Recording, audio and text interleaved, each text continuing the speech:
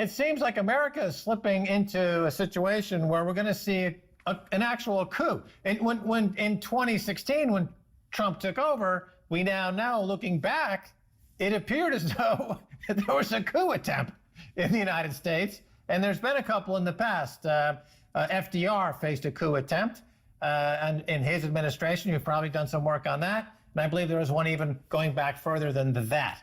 But Greg, what you're describing here sounds like America is slipping into what we jokingly refer to in other countries as banana republics. But is that where we're heading, Greg? Yeah, well, the banana's already been peeled, because in 2016, as I point out, Trump didn't win the Electoral College. As I say at the beginning of the book, you're not guilty, America. You don't have to hide your hands in shame that you elected a kind of orange-stained, porcine, bloviating bigot. No. Quickly in Michigan, 75,000 ballots were not counted in Detroit. Machines broke down.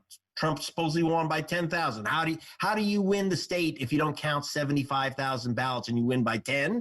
Excuse me. Who won that state? Wisconsin? They knocked out over 100,000 students 2 weeks before the election by changing the ID rules, making using a student ID illegal to vote. So you lost 100,000 students and 50,000 African Americans, according to the University of Wisconsin. So Trump didn't win 2016. And when you are ruled by someone you didn't pick, you're a slave, okay? So we've had a coup d'etat and we're slaves now. Now I'm talking about how Trump stole 2020 is a warning. I'm hoping to kick off a slave revolt where we let the voters pick the president. How about that for a change? And you're right, we've had this history in America, and will it happen? And now, do we have another chance that there will be something like an obvious coup d'état in November? And here's how it could run, and it can be a constitutional. And you notice I'm using air quotes to say constitutional coup d'état. The way it goes is that there'll be complete mayhem over mail-in balloting, which is going to cause absolute chaos and implosion at the post office. Counting those ballots is going to implode, and you add to that civil unrest fomented by the Trump vigilante force, and you're gonna have 50,000 guys in Hawaiian shirts creating mayhem. You've got federal police on the street, which are going to provoke incidents. So what happens? You're going to have Michigan, Wisconsin, Florida, where you have right-wing legislatures could well say, hey, too much chaos, we can't certify the vote. So even though everyone knows Biden's won by the exit polls, they're not going to certify those states. When that happens, you don't have 270 votes for anyone in the Electoral College. It goes under the 12th Amendment to the Constitution. You're writing this down. 12th Amendment to the Constitution says when it goes to the House, every state gets one vote. California, Wyoming, same vote.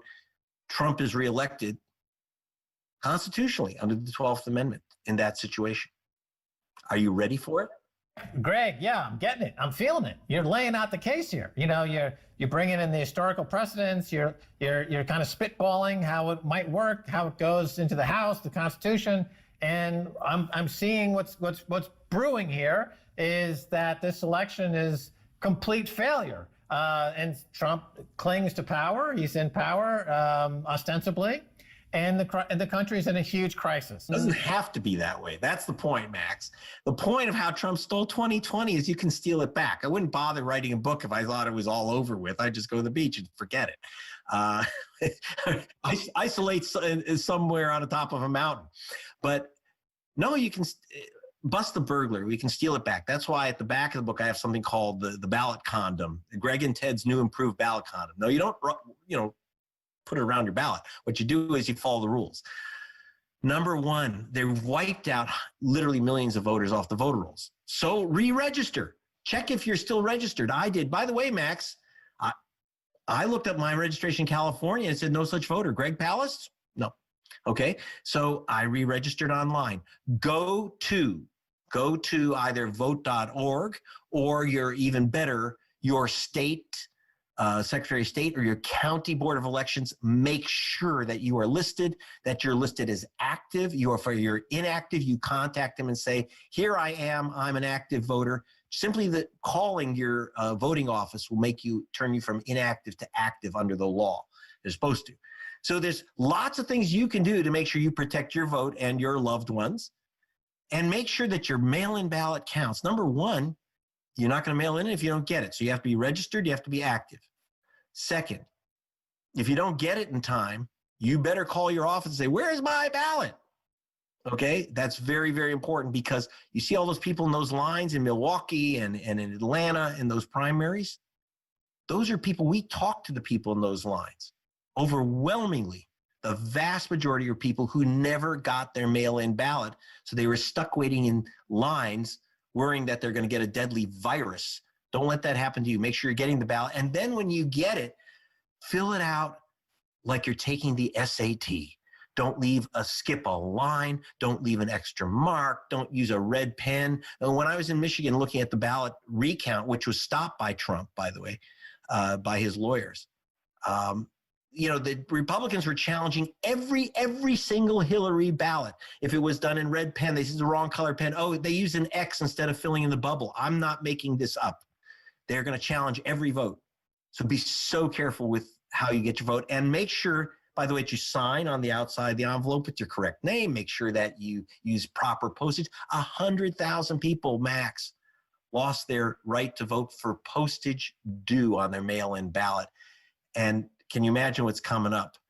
And in 6 states, you have to have a witness. In 3 states, like Alabama, you have to have a notary public sign off on your ballot, notarize your ballot. It's crazy stuff. Protect your vote so that they can't steal it from you. Look, they can only, my book has a whole calculation. We're quite careful that about 2 million voters were blocked at the voter rolls minimum in 16. 5.8 million ballots were disqualified. That's an official figure. 5.8 million ballots disqualified. But that means that they can only steal about 7-8 million votes at a time, maybe 10 this year, out of 160 million that I expect. So they can't steal all the votes all the time. We can overcome the steal. Obama did that. He was cheated by my calculation. When I wrote for Rolling Stone, we calculated 5.9 million votes were stolen from Obama. He just overwhelmed it, that's all.